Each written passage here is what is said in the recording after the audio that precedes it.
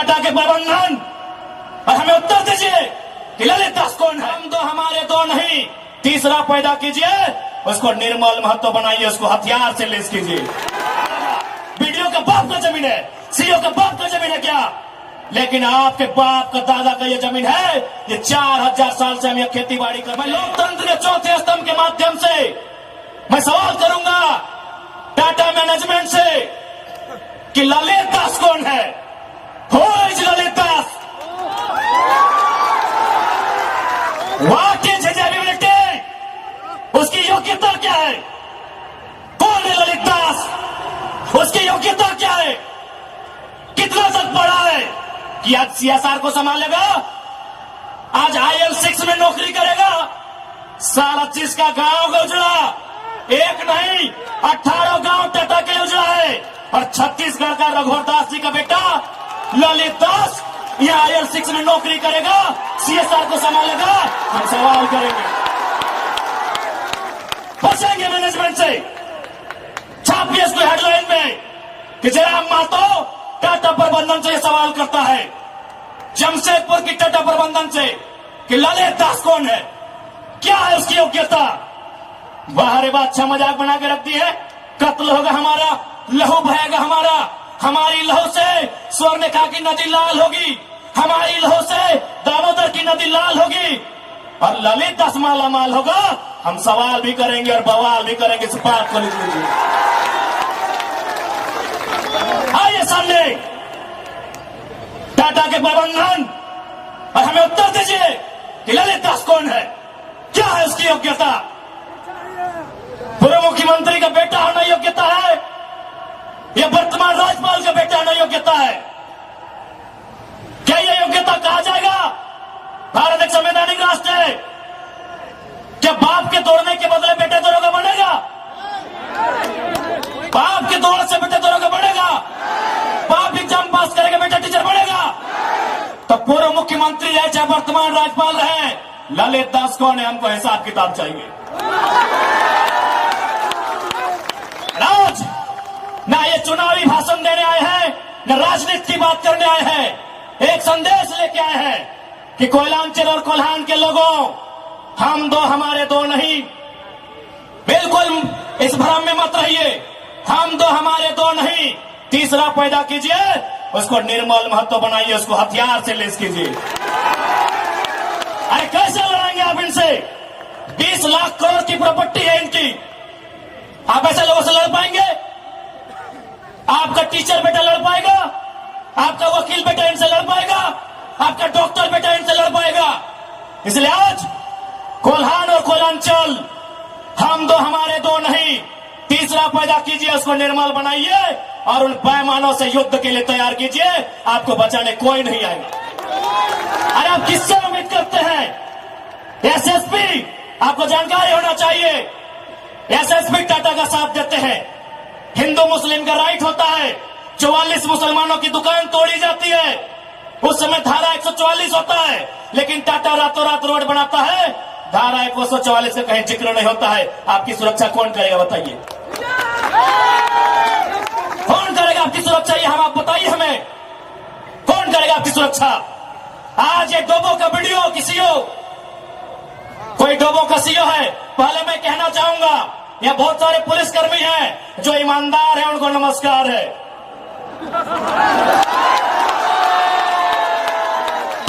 IAS रहे चाहे IPS रहे, जो ईमानदार है उनको नमस्कार है।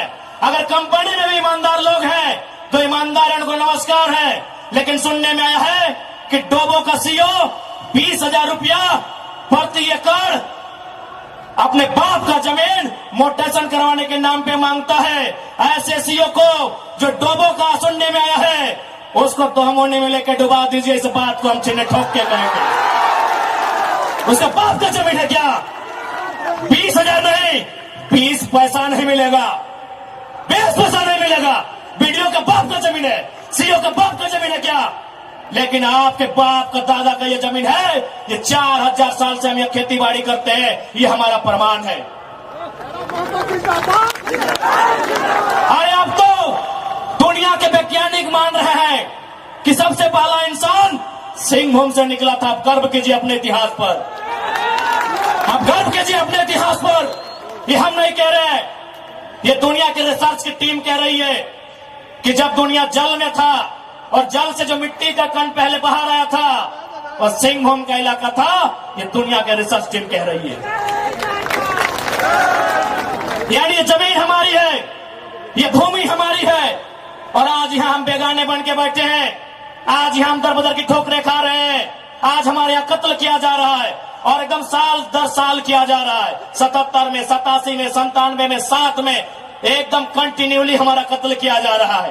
और आज हम हाथ धर के बैठे हैं। आज हम कहना चाहेंगे, आज बिल्कुल अगर हम होते निर्मल दा के समय, यदि हम होते सुनील दा के समय, कसम से आंख से आंसू नहीं बहाते, कसम से आंख से आंसू नहीं बहाते। उनकी मौत के साथ साथ और 100 लोगों को मरने के लिए तैयार करते और आंख से आंसू नहीं, उनको नदी में बहाते जो उनकी मौत का कारण बने थे।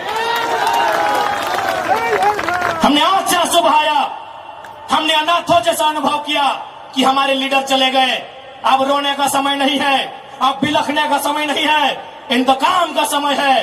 क्योंकि आने वाला 20 साल बाद आने वाली पीढ़ी ना वो निर्मल दा को पढ़ने का समय जुटा पाएगी, ना वो बिरसा मुंडा को पढ़ने का समय जुटा पाएगी, ना वो शेख भिखारी को पढ़ने का समय जुटा पाएगी। आने वाली पीढ़ी सवाल भी नहीं कर पाएगी।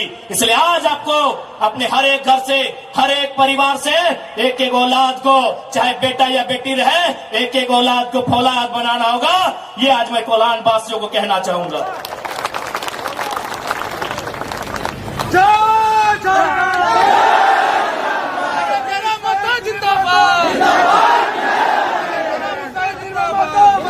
आज मैं एक सवाल करूंगा इस भीड़ से, मैं सवाल करूंगा टाटा नगरी में बसे बड़ी बड़ी इमारतों में बैठे लोगों से कि जब 1907 में टाटा की स्थापना हुई थी, मालिक कौन था? टाटा का कोई होगा? 1907 में टाटा की स्थापना हुई थी, मालिक कौन था? Who was the founder? Who was the owner? Tata का कोई होगा? नौसेरे भाई टाटा या जो भी उनका नाम है। आज 115 साल बीत चुके हैं। आज टाटा का मालिक कौन है? आज भी टाटा का मालिक टाटा का वंशी है। 100 साल पहले टाटा ने पूंजी का इन्वेस्ट किया था, आज 100 साल बाद भी टाटा का मालिक टाटा का वंशज है। लेकिन एक सवाल होगा मेरा, 100 साल पहले जिन कुर्मियों ने, जिन संथालियों ने, जिन हो ने, जिन गोड़ाई ने, जिन धीवर ने, जिन अल्पसंख्यक ने टाटा में जमीन दिया था, आज उस परिवार के पास क्या नौकरी है? आज हम सवाल करेंगे। अरे आपने पूंजी लगाया, 100 साल बाद आप मालिक है। हमने भी पूंजी दिया है। पूंजी 2 प्रकार की होती है इंपॉर्टेंट, एक जमीन, दूसरा अर्थ। अर्थ आपका, मालिक आज आप है, जमीन हमारी, हम कहां है? ये सवाल करेंगे।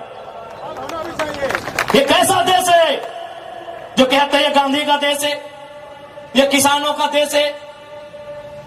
गांधी जी कहते थे कि किसानों की आत्मा बसती है गांवों में, तो आज कहां है गांव?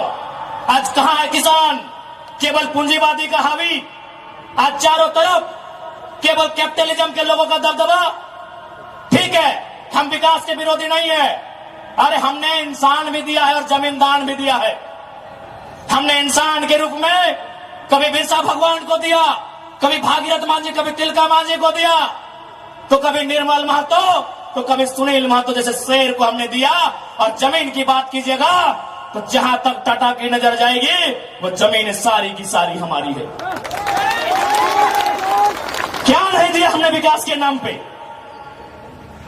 विकास के नाम पे हमारा कत्ल हुआ, विकास के नाम पे हमारा गांव उजाड़ा गया, विकास के नाम पे हमको लूटा गया। और आज अगर हम सवाल करेंगे तो आप हमें उग्रवादी जैसे शब्दों से नवाजेंगे। तो आज ये बात जान लीजिए, भले आज ही आपका समय है क्योंकि प्रधानमंत्री आपके हैं। सही बात है, किसानों के प्रधानमंत्री नहीं है। भले आप भावनाओं में वोट देते हैं, आज फिर किसान आंदोलन कर रहा है, किसान 700 मर चुके हैं। ये किसानों के प्रधानमंत्री नहीं है। अगर ये किसानों के प्रधानमंत्री होते तो एक रूल बनाते हैं। 1984 तक टाटा ने जो 15,000 एकड़ जमीन का अधिग्रहण किया है, उसमें मात्र 3,000 एकड़ में प्रोडक्शन का काम हुआ है। मात्र 3,000 एकड़ में कंपनी का एस्टेब्लिशमेंट किया गया है। यदि ये देश और ये वर्तमान के प्रधानमंत्री अगर किसानों के होते तो एक फरमान जारी करते कि बाकी जो आपके पास 12,000 एकड़ बचा है उसे पोल्ट्री फार्म खोलना है क्या? उसे पोल्ट्री फार्म खोलना है? जी नहीं, रियल एस्टेट को बेचना है। हमारी जमीनें टाटा डिसाइड करेंगे, रियल एस्टेट को बेचना है। इसलिए अगर सच में ये किसानों के प्रधानमंत्री होते तो एक नियम बनाते, और ये नियम है भी, बकायदा न्यायालय में चर्चा हो चुका है कि यदि किसी कंपनी ने जमीन लिया है और उस जमीन पे काम नहीं हुआ है तो रैयत को वापस लौटाना चाहिए। टाटा ने 15,000 एकड़ जमीन लिया है, मानते हैं 3,000 एकड़ पर इन्होंने काम किया है, चलिए 3,000 एकड़ एक्स्ट्रा, अभी भी 10,000 एकड़ जमीन है जो इनके कब्जे में है, वो यहाँ के रैयतों को वापस मिलना चाहिए। तब मानेंगे ये गांधी का देश है, तब मानेंगे किसानों का देश है। आप बोलेंगे हम मान लेंगे, दीजिए 10,000 एकड़ जमीन वापस, तब मानेंगे किसानों का देश है, तब मानेंगे महात्मा गांधी का देश है। आज और तमाम जितने भी IAS, IPS मिनिस्टर, आज अगर मैं साफ कहूंगा कि संविधान की जितनी हत्या उग्रवादी आतंकवादी करते हैं उससे कहीं ज्यादा वो IAS, IPS और मिनिस्टर संविधान की हत्या करता है जो पूंजीपतियों का साथ देता है। क्यों पता है? पढ़े लिखे लोग, पुलिसकर्मी भाई आप भी सुनिएगा कि आपके SP संविधान की हत्या कैसे करते हैं। हाँ, पुलिस वाली दीदी आप भी सुनिएगा कि आपके DC संविधान की हत्या कब करते हैं। भारत के संविधान को खोलिए, भारत के संविधान में प्रियम्बल आता है। प्रियम्बल में क्या लिखा है पता है? हम भारत के लोग सामाजिक, राजनीतिक, आर्थिक न्याय की बात लिखा है। हम भारत के लोग धर्मनिरपेक्ष समाजवाद का नाम लिखा है, समाजवाद, पूंजीवाद नहीं लिखा है, कहीं नहीं लिखा है। भारत के संविधान में समाजवाद लिखा है। हम भारत के लोग धर्मनिरपेक्ष समाजवाद भारत की निर्माण करेंगे। आज ये जो भी IAS, IPS अगर पूंजीवाद का पक्ष लेते हैं, नक्सली से भी बड़ा नक्सली वो IAS, IPS होते हैं। हाँ, हम सीधा ठोक के कहेंगे। बाकी एसपी साहब, आप चाहे तो हमारी मौत का साजिश कर सकते हैं, क्योंकि आपकी पत्नी को पूर्व में, अभी नहीं, अभी वाले नहीं, अभी वाला नया आए हैं, पूर्व वाले SSP साहब, आप चाहें तो हमारी हत्या की साजिश रच सकते हैं, रचने का आपको अधिकार है। आपकी पत्नी को टाटा के दलालों ने नौकरी जो दिया है, और ये कोई नई बात नहीं है। झारखंड राज्य में केवल गुंडों ने मौत का साजिश नहीं किया है।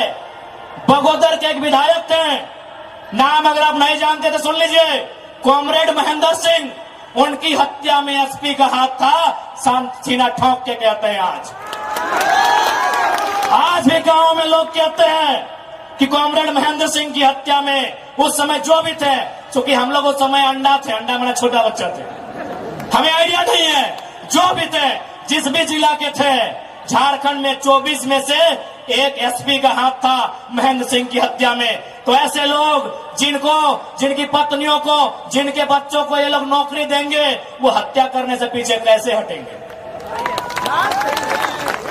तो सुन लीजिए महोदय, चूंकि आपकी योग्यता का हम सम्मान करते हैं, आपकी प्रतिभा का सम्मान करते हैं, आपकी एजुकेशन का सम्मान करते हैं, लेकिन एक बात कहेंगे, हम गरीब लोग हैं, बद्दुआ नहीं देते हैं, लेकिन हमारे दिल से एक हाय निकलती है।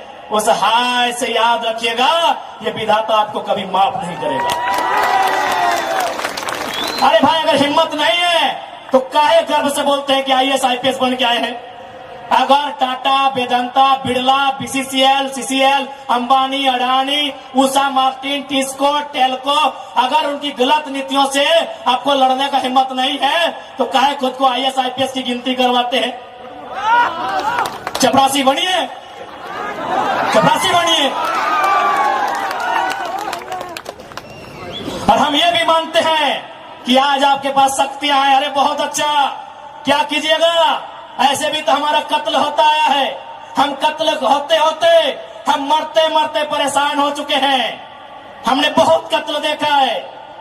जितना अंग्रेजों ने हमें नहीं सताया है उससे कई ज्यादा गुना कॉर्पोरेट ने, भ्रष्ट आईएएस आईपीएस ने, भ्रष्ट मिनिस्टर ने और भ्रष्ट डोबो जैसे सीओ ने हमें सताया है। अरे आप क्या कीजिएगा कीजिए ना, मरने सब आया है, कौन यहां जीने आया है। 610 ट्रिलियन वर्ग किलोमीटर सूरज। हमारे साथ अगर हमारी सभा को सुनिएगा तब तो जनरल नॉलेज भी बढ़ा देंगे। 610 ट्रिलियन वर्ग किलोमीटर सूरज एक दिन मर जाएगा। 510 मिलियन वर्ग किलोमीटर की धरती ये भी एक दिन मर जाएगी। 165 वर्ग किलोमीटर में फैला हुआ, मिलियन वर्ग किलोमीटर में फैला हुआ प्रशांत महासागर, इसका पानी भी एक दिन सूख जाएगा। 5,95,000 वर्ग किलोमीटर, 95 लाख वर्ग किलोमीटर फैला हुआ हिमालय का पहाड़ एक दिन पिघल जाएगा। 38 मिलियन वर्ग किलोमीटर में उगने वाला चंद्रमा मर जाएगा। अरे 5 फीट का इंसान काहे डर रहे हैं, काहे डर रहे हैं। आपकी डर आपकी मौत का कारण है, आपकी डर आपकी भय का कारण है। मैं एक लाइन कहूंगा, एक क्रिकेट का उदाहरण आपको दूंगा। साउथ अफ्रीका में एक खिलाड़ी थे, उनका नाम था ग्रीम स्मिथ। उन्होंने घर की दीवारों पर 3 लाइन लिखा था कि मुझे बड़ा होके साउथ अफ्रीका की टीम से क्रिकेट खेलना है। दूसरा लाइन लिखा था मुझे साउथ अफ्रीका की क्रिकेट टीम का कप्तान बनना है। और तीसरा लाइन लिखा था मुझे ऑस्ट्रेलिया को घर में घुसकर टेस्ट मैच हराना है। जबकि क्रिकेटर का ड्रीम होता है वर्ल्ड कप जीतना, लेकिन ग्रीम स्मिथ का ड्रीम वर्ल्ड कप नहीं था, ऑस्ट्रेलिया को टेस्ट में हराना था। चूंकि उन्होंने घर की दीवार पर लिखा था, रोज उनको पढ़ते थे और उन्होंने वो तीनों ड्रीम पूरा किया था। आप भी जाओ, घर की दीवारों पर लिख दो, सुनील महतो की शहादत को लिखो, निर्मल दा की शहादत को लिखो, हमारे साथ में जुल्म को लिखो, जिस एसपी के टाइम में जुल्म हुआ उसका नाम लिखो, जिस जीएम के टाइम में जुल्म हुआ उसका नाम लिखो और अपनी पीढ़ी से बोलना आज ना सही, आज वक्त उनका है, जिस दिन वक्त हमारा होगा हम भी उनकी आने वाली पीढ़ी से बदला लेंगे। जाओ अपने घर की दीवारों पर लिखो, जाओ शोषित लोग, वंचित लोग अपने घर की दीवारों पर लिखो। हाँ, आज समय इनका है, आज ये बड़ी बड़ी इमारतें इनका समय है। लेकिन याद रखिएगा, सिकंदर भी 33 साल की उम्र में झाल बजाकर लौट गया था। बड़े बड़े 30 मारखास जहां से लौट गए। इसलिए मैं तमाम लोहा नगरी में जितने पदाधिकारी हैं, जितने मिनिस्टर हैं, मैं एक संदेश देना चाहूंगा, पाप का भागी मत बनिए। पाप किसी के बाप का नहीं होता है। कंपनियों की दलाली मत कीजिए, रैयत के साथ इंसान